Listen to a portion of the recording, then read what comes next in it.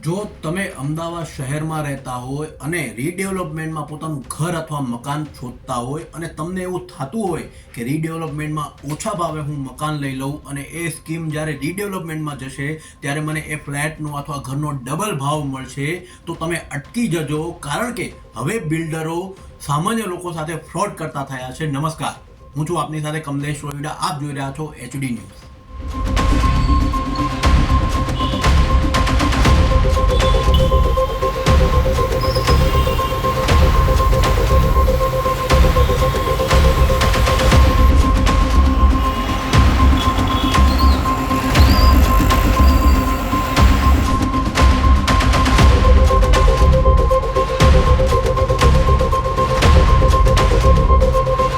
મેં જે તમને વાત કરી છે એ આજે તમારા માટે ઉપયોગી છે, કારણ કે અમદાવાદમાં નવા વાડજ વિસ્તારમાં આશિયાના એપાર્ટમેન્ટમાં 4 પરિવારો સાથે એક અલગ પ્રકારનો ફ્રોડ થયો છે, જેમાં આર્ટ નિર્માણ ગેલેરી નામના જે બિલ્ડર છે, બિલ્ડરનું નામ છે અશોક રઘુરામ ઠક્કર, જેમની ઉપર 300 કરોડના ભ્રષ્ટાચારના આક્ષેપ લાગી રહ્યા છે.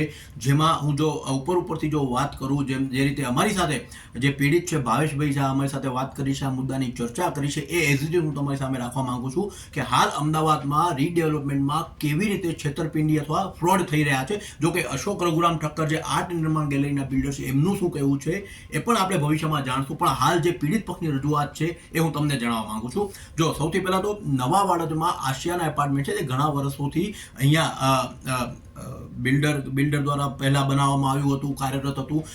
સરકારના નવા નિયમો મુજબ કે 40 વર્ષ અથવા તેથી જૂની બિલ્ડિંગો થઈ ગઈ હોય તો તેને નવેસરથી રીડેવલપમેન્ટ કરવામાં આવી રહ્યા છે. તેના નિયમો થોડા સરકારશ્રી દ્વારા હળવા બનાવવામાં આવ્યા છે, જેને લીધે અમદાવાદમાં રીડેવલપમેન્ટની સ્કીમો હરણફાળ ભળી રહી છે. ઠેર ઠેર રીડેવલપમેન્ટની સ્કીમો ચાલુ છે, જેમાં બિલ્ડરને પણ મોટા પાયે ફાયદા થઈ રહ્યા છે અને જ્યાં રહીશો છે તેમને પણ ક્યાંક ને ક્યાંક ડબલ નફો મળી જતો હોય છે. ધારો કે 50 લાખનો ફ્લેટ હોય તો રીડેવલપમેન્ટ થયા પછી એની કિંમત 1 કરોડ, 1.25 કરોડ આંબી જતી હોય છે અને ઘણી બધી સ્કીમો સક્સેસ છે.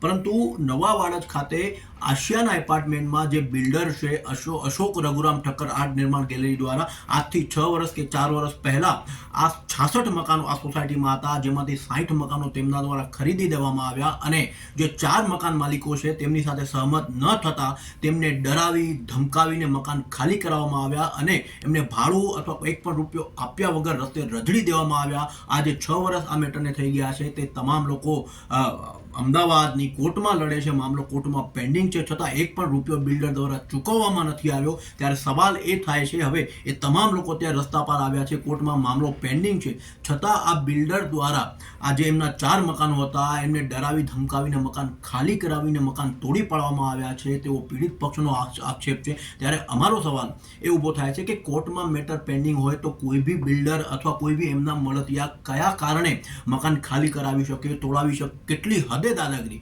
સામાન્ય લોકોનો એવો આક્ષેપ છે, ત્યાંના જે પીડિત પક્ષો છે, આ જે મુખ્ય 4 પરિવારો છે જે તમે સ્ક્રીનમાં જોઈ રહ્યા છો, તેમનો એવો આક્ષેપ છે કે આ જે બિલ્ડર છે અશોક રઘુરામ ઠક્કર આર્ટ નિર્માણ ગેલેરીના, તેમણે AMC, રેરા, સોસાયટી રજિસ્ટ્રાર અથવા પોલીસ સાથે સેટિંગ કરીને મિલીભગત કરીને આ મકાનો તોડાવ્યા છે. તેમને ક્યાંક ને ક્યાંક અંદરખાને વહીવટ આપીને આ વ્યવહાર કર્યો હોય, જેના કારણે આ બધી વસ્તુમાં તેમનો સહયોગ મળ્યો છે. એમનું કહેવું છે કે અમે વારંવાર છેલ્લા 4 વર્ષથી પછી ગાંધીનગર હોય, મંત્રીઓ હોય, AMC હોય, રેરા હોય, સોસાયટી રજિસ્ટ્રાર હોય, તમામને અવારનવાર રજૂઆતો કરવામાં આવી છે, તેમને પુરાવા પણ આપવામાં આવે છે, છતાં આજ સુધી કોઈ એક્શન નથી લેવામાં આવ્યું. હદ તો ત્યારે થઈ ગઈ કે વગર પરમિશને ખોટા પુરાવા AMCમાં રજૂ કરીને બિલ્ડરે પોતાની 7 માળની બિલ્ડિંગ બનાવી દીધી અને જ્યારે એ પ્લાન મંજૂર કરાયો હતો ત્યારે આ 4 જે પરિવારો હતા તેમનું પ્લાનમાં કોઈ જાતનું નામો નિશાન નથી, એમને કોઈ પણ પ્રકારનું ઘર મળવા પાત્ર નથી, એવું અત્યારે ત્યાંના સ્થાનિકો કહી રહ્યા છે. ત્યારે આવી સ્કીમ સામે આવતા ક્યાંક ને ક્યાંક અમદાવાદના લોકોએ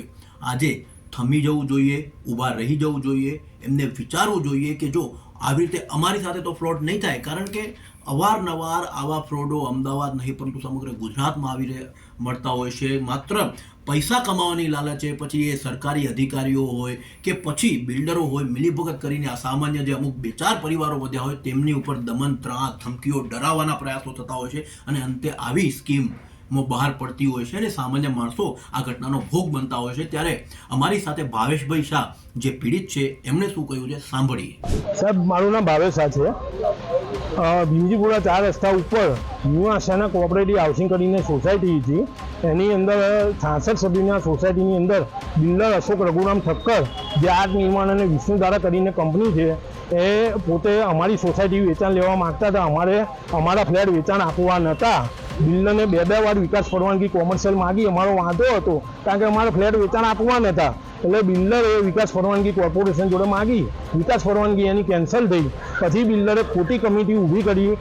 અમારા સોસાયટીના ડોક્યુમેન્ટોનો ફ્રોડ ઉપયોગ કરી અને રીડેવલપમેન્ટના નામે અમદાવાદ મ્યુનિસિપલ કોર્પોરેશનના અધિકારીઓ, વેરાના અધિકારીઓ જોડે મેળાપીપણું કરી અને એને રીડેવલપમેન્ટના નામે ત્યાં કોમર્શિયલ 89 દુકાનનો પ્રોજેક્ટ મૂક્યો. અમે અમારા ફ્લેટની અંદર શાંતિથી રહેતા હતા. ગુંડાઓ મોકલી અમારા ફ્લેટનો જબરજસ્તીથી કબજો લઈ અને સામાન બહાર ફેંકી અને ત્યાં એને અમારા ફ્લેટનો કબજો લઈ લીધો અને અમારા જ રાઇટ્સવાળા મકાનો, અમારી જમીન એણે પોતાની કમિટી જોડે સહીઓ ખોટા કરીને અમારી જમીન બી ત્યાં પચાવી પાડી અને હાલની તારીખમાં રેરાની અંદર ન્યૂ પ્રોજેક્ટ મૂક્યો છે, વેચાણ દસ્તાવેજ કરી અને અમદાવાદ મ્યુનિસિપલ કોર્પોરેશનની અંદર રીડેવલપમેન્ટ કરીને એને પ્રોજેક્ટ મૂક્યો છે.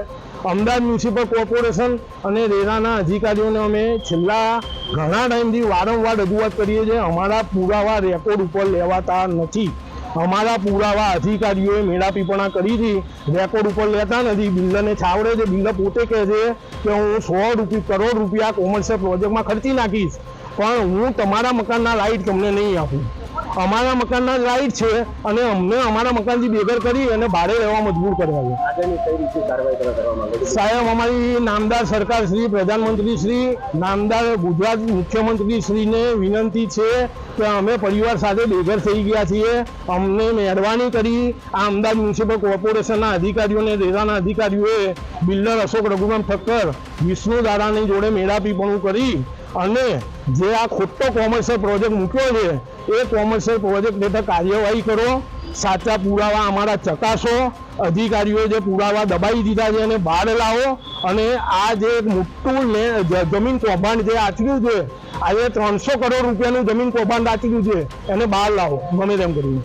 ભાવેશભાઈ શાહ છે, તેમનો બિલ્ડર પર સીધો આક્ષેપ છે. AMC, RERA, society register, police ઉપર પણ આક્ષેપ છે. કારણ કે મામલો કોર્ટમાં પેન્ડિંગ હોય અને પોલીસની હાજરીમાં જો મકાન તોડાઈ જતા હોય, એને જાણ કરવામાં આવી હોય છતાં પોલીસ કંઈ ન કરે તો ક્યાંક ને ક્યાંક પોલીસ ઉપર પણ શંકા સેવાઈ રહી છે. ત્યારે આ મામલાની જો વાત કરીએ તો બિલ્ડરે એએમસીમાં ખોટા પુરાવા આપીને પોતાના પ્લાન પાસ કરાવ્યા છે, જે બાદ બારોબાર તેમણે 89 દુકાનોના રિવાઇઝ પ્લાન પણ મંજૂર કરાવી દીધા છે.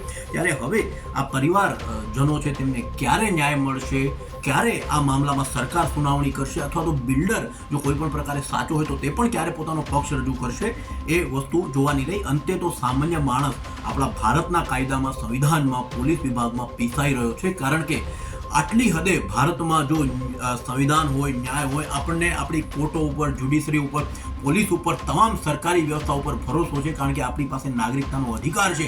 આખા વિશ્વમાં સૌથી જો મહાન બંધારણ હોય, જો કાયદો હોય તો આપણા ભારતનું માનવામાં આવે છે. ત્યારે ક્યાંક ને ક્યાંક આવી હરકતો એ આપણા સંવિધાન ઉપર, આપણા કાયદા ઉપર, પોલીસ પ્રશાસન ઉપર, અધિકારીઓ ઉપર, સ્થાનિક સરકારો પર પ્રશ્નચિહ્ન ઊભો કરશે. તમે પણ આ વસ્તુ વિશે વિચારજો. નમસ્કાર.